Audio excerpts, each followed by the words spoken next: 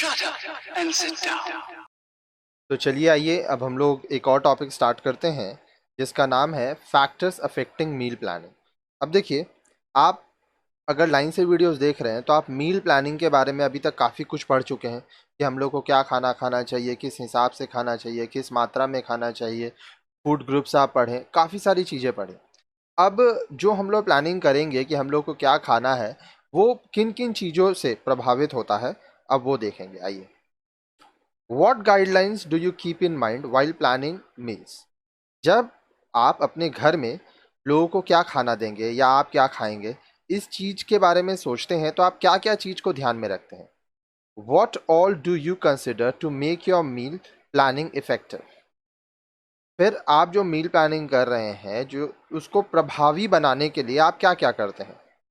Yes, there are many factors such as. अब इसमें देखिए बहुत सारी चीज़ हैं जो आपके आहार योजना को, आपकी मील प्लानिंग को प्रभावित करता है। तो आइए एक एक करके देखते हैं। सबसे पहला देखिए, यहाँ पे बोल रहा है न्यूट्रिशनल एडिक्वेसी। अब देखिए, पोषण संबंधी उपयुक्तता। ठीक है, तो यहाँ पे आपको ये देखना होगा कि कितना पोषण चाहिए। This is the most important factor which means that the nutritional requirements of all the family members are fulfilled.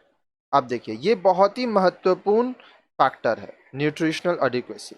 इसका मतलब क्या होता है कि परिवार में जितने भी सदस्य हैं, सबकी जो पोषण संबंधी आवश्यकताएं हैं वो पूरी की जाए।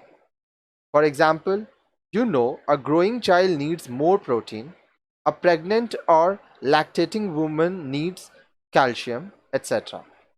उदाहरण के लिए, आप एक जानते हैं कि एक बढ़ते हुए बच्चे को ज़्यादा प्रोटीन चाहिए, एक गर्भवती महिला या वो महिला जो कि अपने बच्चे को दूध पिला रही है, उसको कैल्शियम ज़्यादा चाहिए। While planning meals, you will include food items from various food groups, that is, energy giving foods, body building foods, and protective and regulating foods.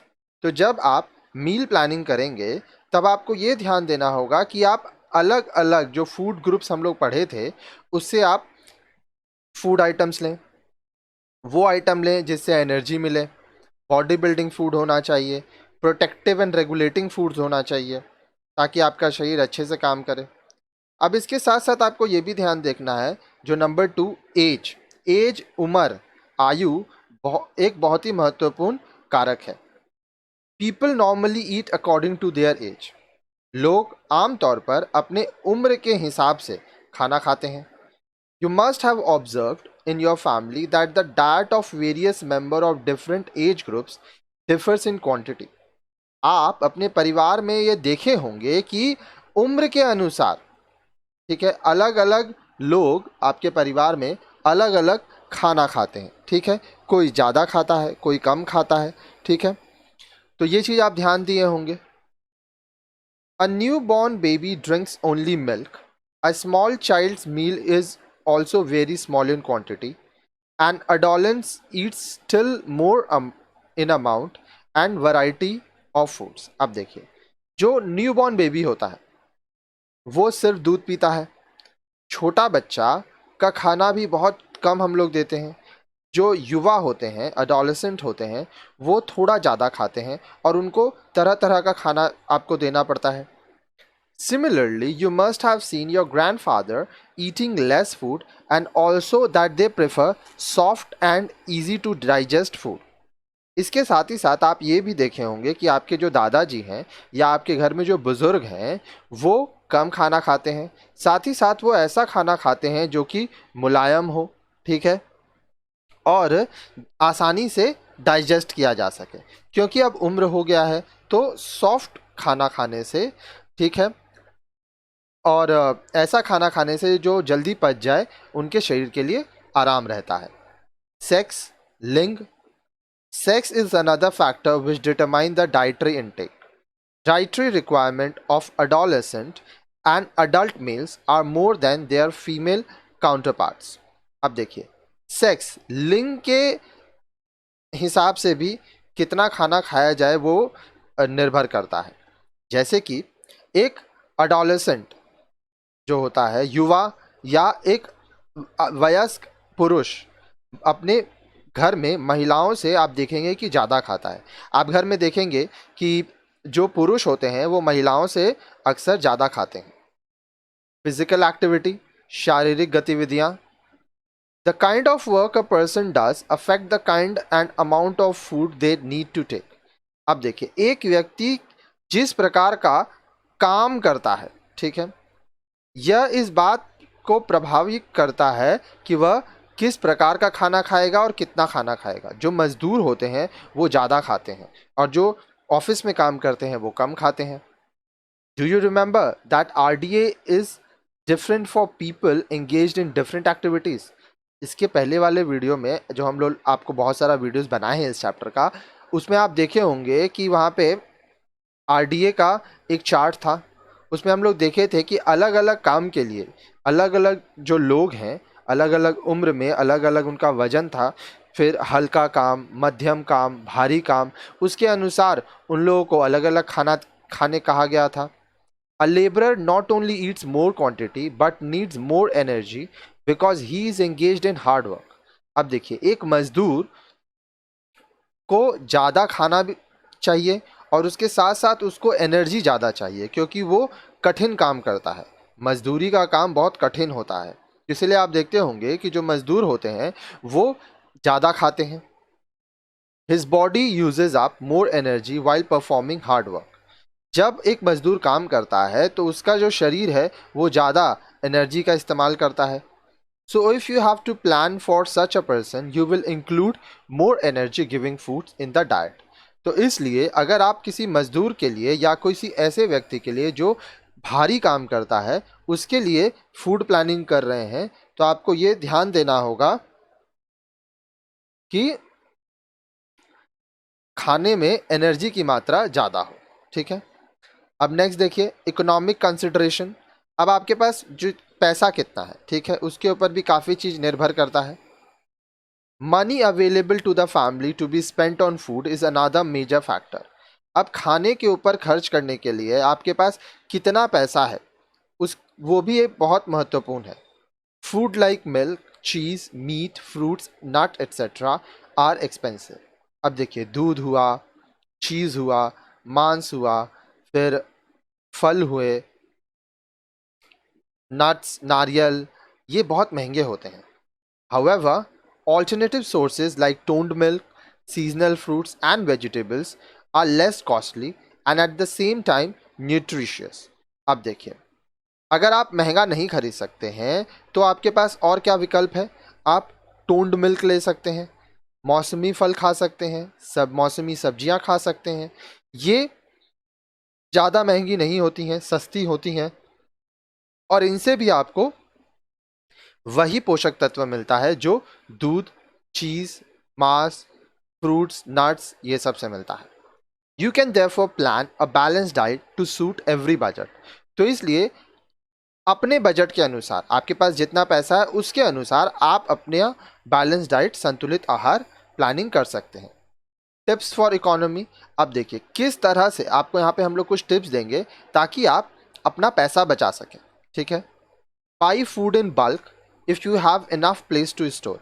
अगर आपके पास रखने को जगह है, ठीक है, तो आप खाने को अधिक मात्रा में खरीदें। जैसे चावल ज़्यादा खरीदें, आटा ज़्यादा खरीदें, तो बल्क में खरीदने से थोड़ा सस्ता मिलता है।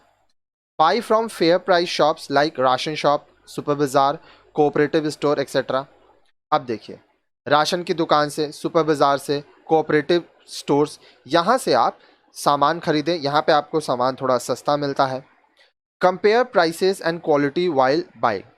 जब आप वस्तु खरीद रहे हैं, प्रोडक्ट खरीद रहे हैं, तो दाम क्या है, क्वालिटी क्या है, ये सब चीज़ आप देखें। अब इसका आपको एक्सपीरियंस हो जाएगा। जब आप रेगुलर शॉपिंग करेंगे तो आपको आइडिया हो जाएगा कि आपको क्या चीज़ परचेज़ करना है, कितना मात्रा में परचेज़ करना है। Make use of left over food. अब देखिए, जो खाना बच जाता है उसका इस्तेमाल करें, बासी खाना को फेंके नहीं। बहुत लोग क्या करते हैं, खाना बच जाता है, अगले दिन वो बासी हो जाता है तो उसको फेंक देते हैं, ये गलत है। बासी खाना को भी खाने का तरीका होता है। साथ ही साथ आप खाना उतना ही बनाएं जितना आप खा पाएँ, ठीक है, इससे आप बहुत पैसा बचाएंगे। और देखिए, अन्न का अपमान नहीं करना चाहिए, अन्न फेंकना नहीं चाहिए। Next, time, energy and skill consideration, समय, ऊर्जा और कौशल. While planning the meal, you should consider the resources like time, energy and skill available to the family. जब आप मील प्लानिंग करेंगे तो आपको ये चीज़ ध्यान देना होगा कि आपके परिवार के पास जो संसाधन है, जैसे समय कितना है, ऊर्जा कितना चाहिए, कौशल, ये सब ध्यान में रखेंगे. Meals can be elaborate with different dishes, but you can simplify them by cooking a simple but nutritious dish. अब देखिए, जो आप खाना बना रहे हैं उसको आप बहुत सारे व्यंजन बना सकते हैं, लेकिन अगर आप चाहें तो उसको साधारण तरीके से भी पका सकते हैं. और ये चीज़ आपको ध्यान देना होगा कि उसमें पोषण तत्व होना चाहिए, वो पौष्टिक होना चाहिए. For example, a working mother could prepare a पौष्टिक pulao instead of preparing 3 or 4 items for dinner.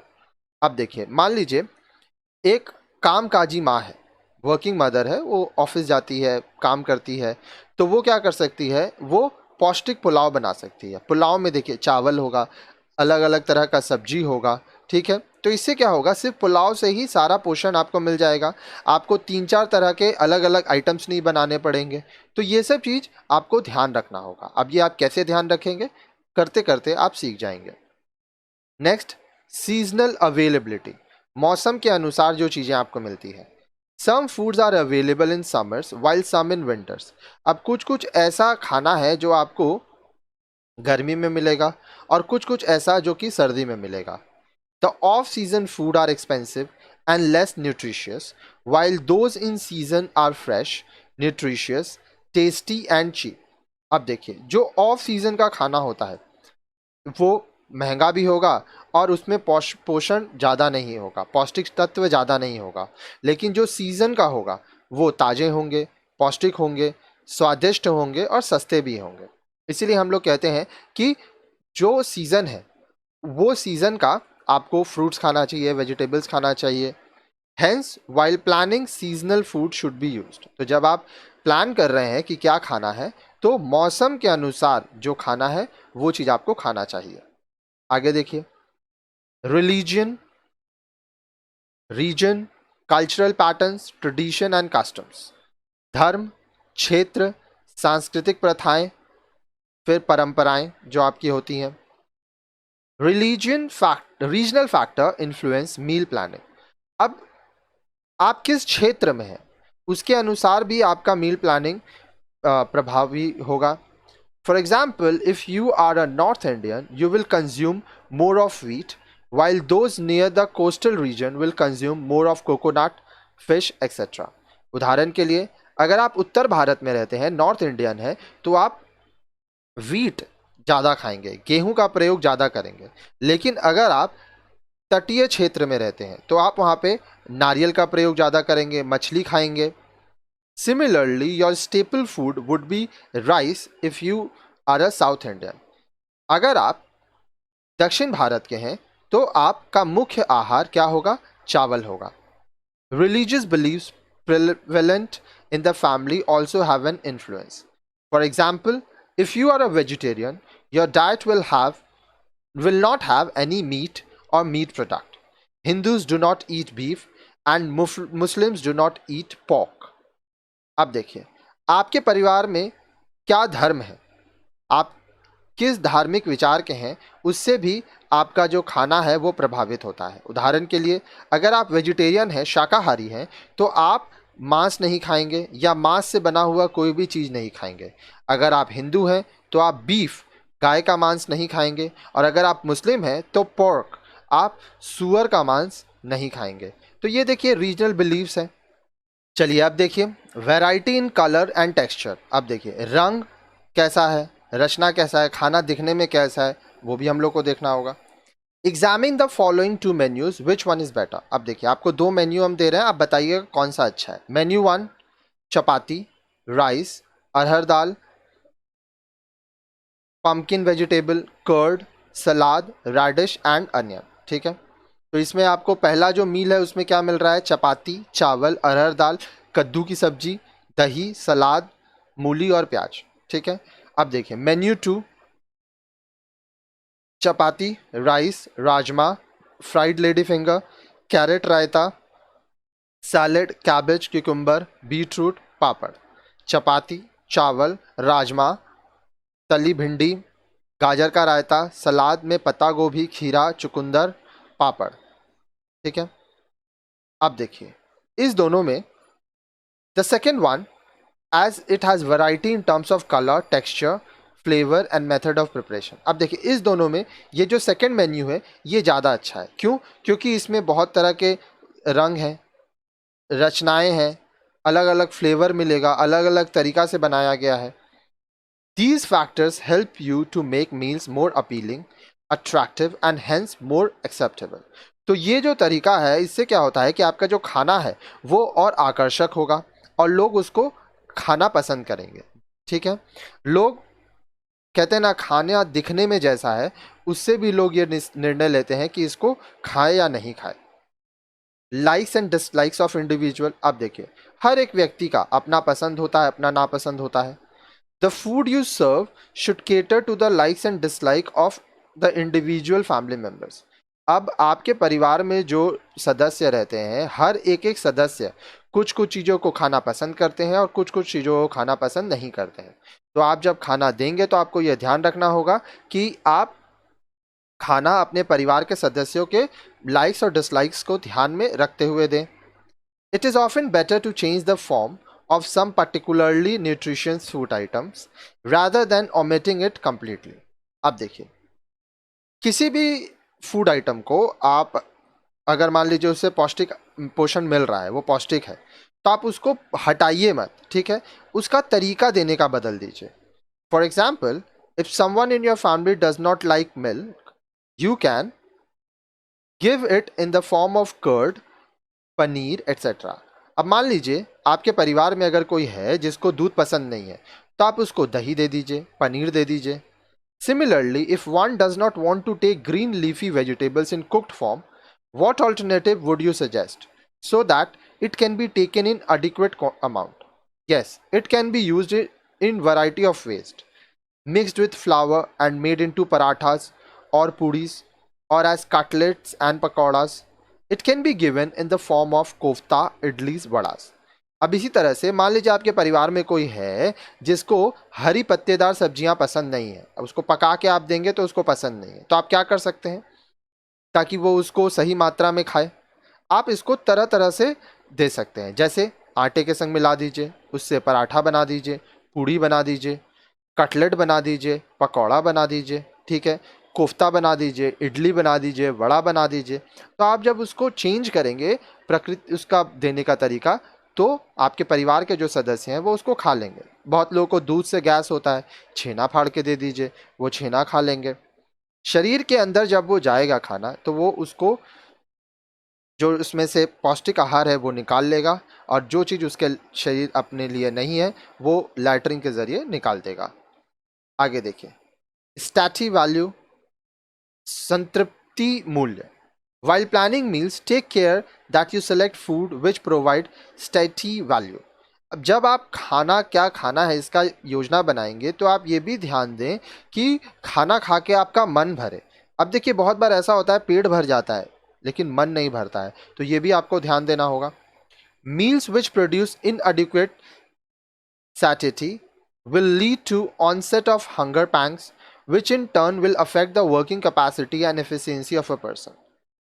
अब मान लीजिए आप खाना खाए लेकिन आपका मन नहीं भरा, ठीक है, तो इससे क्या होगा कि आपका जो वर्किंग कैपेसिटी है, काम करने की जो क्षमता है, जो कुशलता है, वो इससे प्रभावित होगा। स्टैटी का मतलब feeling of fullness after eating. Satiety जिसको संतृप्त मूल्य कहते हैं, ये होता है खाना खाने के बाद आपको मन भर जाना चाहिए, ठीक है, पेट भरने का एहसास होना चाहिए, ये भी ध्यान देना है। तो इस तरह से आप देखें 11 हम लोग फैक्टर्स देखे जो कि इन्फ्लुएंस करता है मील प्लानिंग को, ठीक है। अब इसके बाद वाला वीडियो देखिए, और भी टॉपिक्स है इस चैप्टर में।